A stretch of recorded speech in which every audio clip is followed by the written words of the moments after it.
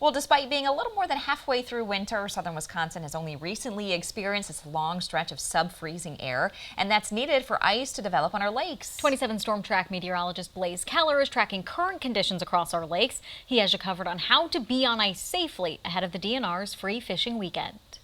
Despite the fact that we have been at or below freezing for about a week now, the thickness of the ice out on our lakes is not where it needs to be for all of the lake to safely venture out on it. Here's the latest reports that we updated on Friday morning from lakelink.com, which is a website where anglers not only report what fish they caught, but also during the wintertime how thick that ice is.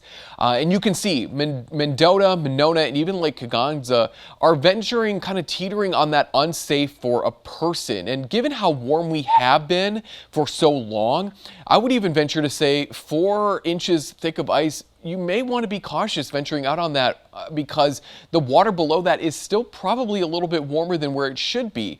Don't venture out on ice if it's 2 inches or less. 4 inches is safe enough for a person, and then beyond that we can start adding snowmobiles, cars, and trucks. But it has to be stated, no ice, no matter the thickness, is 100% safe. There could be air bubbles which could crack and then you could fall into the water. And if that were to be the case, here's some tips from the Minnesota DNR. Don't remove winter clothing and try not to panic. That winter clothing can actually help trap in not only warm air, but also could trap in air and help you float to the surface.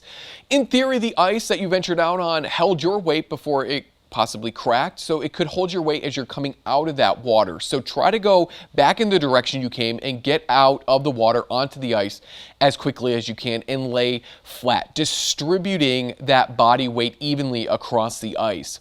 Once safely back on land, get to a dry, sheltered area and begin to warm up. Now, you may need to seek medical attention if necessary because that colder water could cause frostbite, hypothermia, or even worse. So these are just some tips ahead of your free fishing weekend and ahead of hopefully a longer ice fishing season here across southern Wisconsin.